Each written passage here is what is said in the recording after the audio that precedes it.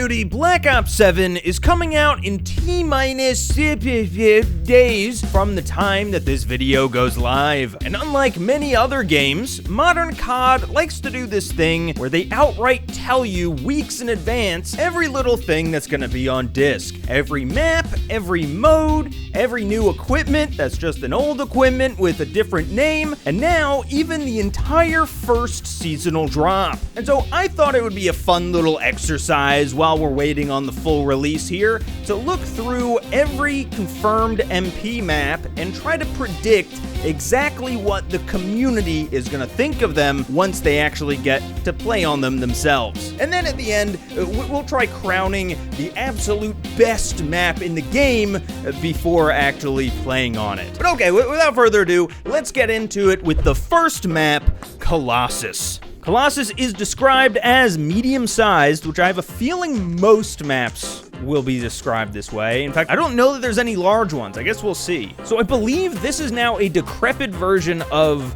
the resort mission in BO2, the one where you went to like capture Karma, which I think is great. I love that like they're bringing back some old locations. I don't think anyone's gonna hate this map, but I have a feeling that the only notable part about this map will be that it's the one from that BO2 level, which I think a lot of people aren't even gonna really notice, because honestly, when I look at it, at least in these screenshots, I don't really notice. Also, just like coming off of the beta maps, one thing that I didn't foresee before playing some of those maps was just how samey they actually were. The same metals and automatic doors and slickness to every single map that just like I didn't fully get off of the images beforehand. And so taking that into account now, I do feel like this is going to blend in to some other maps that I'll get to here in a minute. I'm gonna give it a B-. Next up is Den. Okay, I think Den is gonna be really cool. It kind of has that castle from World at War vibe to it, except obviously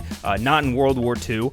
We're now almost a full 100 years later. That's actually interesting to think about. This is 90 years after World War II now. And it's got like this slick and clean design in here that is similar definitely to those other maps, but like the color palette's all different, you know, with the red. I'm a big fan of red. I don't know if you could tell. It also says it's a medium-sized map. I don't know what kind of layout we're thinking here. My guess would be that this that we're looking at right here is probably spawn, and then you go inside and most of the fighting is inside, and then maybe the other spawn is like way back here underneath this big like multi-storied bit. So I don't see like a lot of I don't know, long sight lines. I don't see a lot of verticality to this map most likely. It's probably going to be pretty flat, but I think the aesthetic is really going to carry it. I'm going to give it like a B+, I think. So real quick, if I could interject, I just want to say I am not a professional gamer. In fact, I had my stats leaked the other day, and did you know that your KD can go into the negatives? And as such, I had all but given up on my dreams of being a competitive esports player and making money through video games. But that was until the sponsor of this video, 1v1me, came along. 1v1me is a competitive gaming app for games like Madden, NBA 2K, and yes, even Call of Duty. It's a small indie game. I don't know if you've heard of it. And it lets you win real money by staking top gamers in daily tournaments. In other words, you can back a player's buy-in in exchange for a percentage of the prize pool so that if they win, you win. COD matches run every night at 10 ET, and every match is refed and streamed with instant payouts after the game, plus a live chat right there in the app. And with over $100 million paid out to date, plus 4.8 stars based on 15,000 reviews over on the App Store, 1v1me is trusted by gamers like me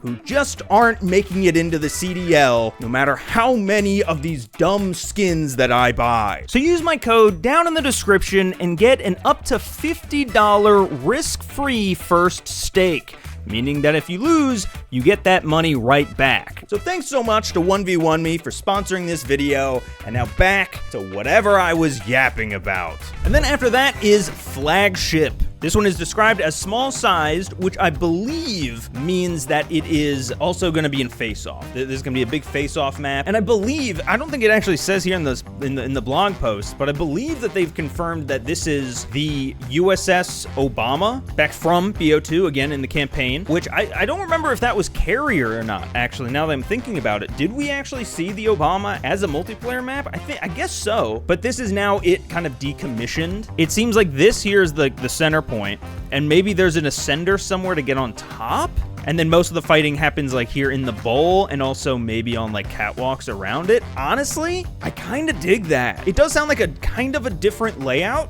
which again, like I like, but I don't think that the COD community will like it very much. I think that this one's gonna be a C, where like it's in the face-off playlist and people play it, but people don't want to be playing this one from a community standpoint. For me, like I said, I really like when maps kind of change things up, but I know that the community doesn't always, so that's where I'm putting Flagship, at a C. Next up is Homestead. I think that this is just a beautiful map. It takes place in Alaska, where David Mason was raised, aka this is the Mason household, which again, actually, I'm noticing a through line. This was another place that was shown in the BO2 campaign, but we never went to. This is where David fell out of the tree. By the way, Alex Mason, terrible fucking father. I need help. You're 7 years old, David. Stop acting like a baby. I think that this one's definitely an A for me. I'm gonna keep it at A for the whole community, but we'll have to see once it actually comes out. So real quick interjection now from the opposite side of my desk. As it turns out, as I was wrapping up this video, as I was literally hitting export, Call of Duty decided to publish full TAC maps of each of these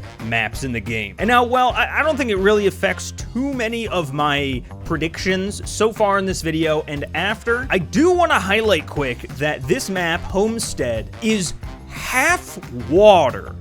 Are you seeing this, camera guy? I assume that this is all water and not ice, right? You can kind of see in this screenshot there's a lot of water. I don't know if this is going to be used or if this is just going to be like when they added it to Subbase or Estate back 2 years ago and no one actually goes back there. It's purely for aesthetic. So yeah, I don't think that's going to affect my grade. I think I'm still giving it an A, but I just wanted to drop that into the video quick. And then next up is Paranoia. I think that this is gonna be the stakeout of this game. First of all, and you know, I'll get to, you know, everything that's going on here in a minute, but just like layout wise, I feel like we see the entire map right here. You know, like this is one spawn here, and then it just goes straight down, and now this is the other spawn. I have a feeling that it is the size of stakeout. It's just 2 or 3 pathways, and so I think that this is the one everyone's gonna be, you know, voting for constantly. It's gonna be the one, because on top of it being the smallest map and being kind of the grindy map, it also has an interesting aesthetic, right? It seems to be taking place inside of someone's head, and so it's kind of dreamlike. You know, you got the random wheelchair floating around. I believe there's panels also, like this panel, maybe not this exact one, but I believe there's panels around that you can wall jump off of, which we'll see if that gets super cheesy on this map. In the beta, the wall bounce really wasn't that cheesy, so hopefully it isn't. For me, it's probably gonna be like a C, but we're talking community here. We're trying to predict what the collective COD community is gonna think here. And so for that, I think that this is another A. And then we have Retrieval. Okay, I'm gonna be honest, a lot of these maps so far, I kind of have had like some kind of an idea of, you know, I remember it from trailers or just them talking about it, seen some gameplay. This feels like just nothing. This one actually is a large sized map, which probably means, unfortunately, this is gonna be an F tier map. I'm just gonna throw it out there. People are gonna say that this map is like the one, like dog shit one. It's like Red Card, it's like Piccadilly, Stonehaven. I have a feeling Retrieval is going to be that. And I don't want to like insult the devs, because genuinely I will probably really enjoy this map. And I think a lot of other people will too. It's just the COD community can get very like microscopic brain and not appreciate a really big map. That said though, it looks gorgeous. Something about this kind of reminds me of Ardennes Forest from World War II. I don't know if I'm the only one picking that up. I don't know. For me, I have a feeling I'm gonna like this map pretty well. I think I'm probably gonna think it's another B or like a B minus maybe. It's not gonna be my favorite map, but I think I'm gonna like it. But that said, I think it's gonna be an F tier just because of the size. And next up we have Scar. Scar is another medium-sized map, which I believe takes place in Alaska again, right? Oh, the rustic mountain village of Silverbrook. Gotta say, as a huge fan of snowy maps, love the selection of snowy maps here. I believe this is like the 4th one. I'm trying to see, because we actually kind of have like some overview areas here to see exactly how big it is. I'm assuming that this right here is the general store. So it seems like it's 3 buildings, right? It's this thing here, which is the post office, then the general store in the middle, and then I guess this, whatever this, I can't even read that, it says Woodcraft on it. Oh, and then it goes back a little bit further here. Okay, all right, so it's probably like a long-ish map. Should I just give this one a B? Nothing is like sticking out to me. I have a feeling this is going to be the default standard map, and so because of that, I'm going to give it not a B minus, not a B plus, but just a straight B. No frills, no fuss, no muss. That's it. And then coming up on the tail end of our list here, we have Express, which of course is a BO2 map coming back. As far as how it's going to play in this game, how people are going to like it here, it's tough to say, because obviously I don't know what kind of changes they're going to make here. I feel like in general, Treyarch lately has been pretty good about just giving us the exact map back again. To be honest, I'm gonna give it an A minus, because I think just the fact that it's a BO2 map, people are going to have that nostalgia for it, but I think that people are very quickly going to realize that like Express wasn't like the best map in the world. I guess I didn't have any problems with it back in the day, and it's a very interesting concept with, you know, the train coming through the middle. But I don't know, I feel like we've had it so many times that it's not gonna blow anyone's minds away. Is that a phrase? Blow people's minds away? Then next up is Hijacked. I think just straight up Hijacked is gonna be like an A+. I do think the reason that it keeps coming back is because it is just a fun layout. It is a fun vibe, a fun aesthetic, right? You're on this yacht. And I also really appreciate that, you know, they now put it, instead of just being in the middle of the ocean for the umpteenth time, now it seems to be right off the coast of Japan here. That said though, Smooth Slaying as the name of the boat, they need to change that back to Von Voyage immediately. And you know what? Benefit of the doubt. It's possible that Vaughn or someone else, because they're no longer with Treyarch, they didn't want their stamp on it, right? Which I can respect. I get it. But you couldn't have come up with anything better than Smooth Slaying. It's just... Anyway, what did I say? It's gonna be an A+. I think Hijacked, solid map.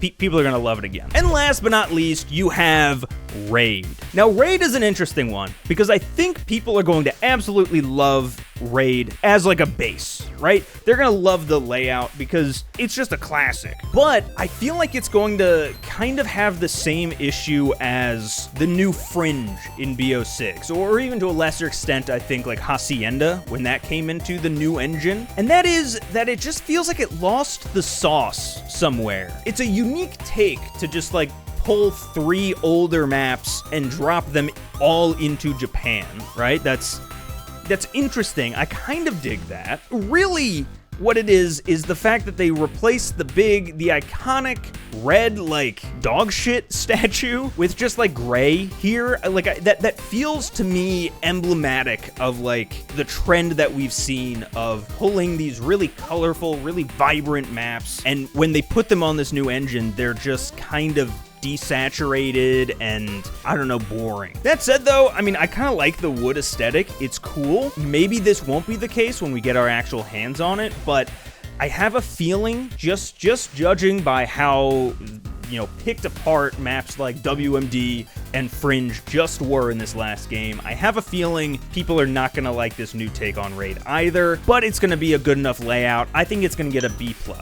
And so finally, that leaves us back here with our final predictive ranking looking something like this. Which means that I can confidently, with 100% absolute certainty say that the community's most favorite BO7 map will be the exact same one that we've had for 13 years now. Congratulations. Thank you for playing. But I don't know, am I off base here? Let me know what you guys think down in the comment section down below. What do you think is going to be the most hated and most loved map in BO7? If you enjoyed the video, be sure to leave a like. If you want to become a channel member, you can hit that join button down below and become among these like 50 or so fucking channel members that we have now. It's incredible. Thank you guys so much for the support.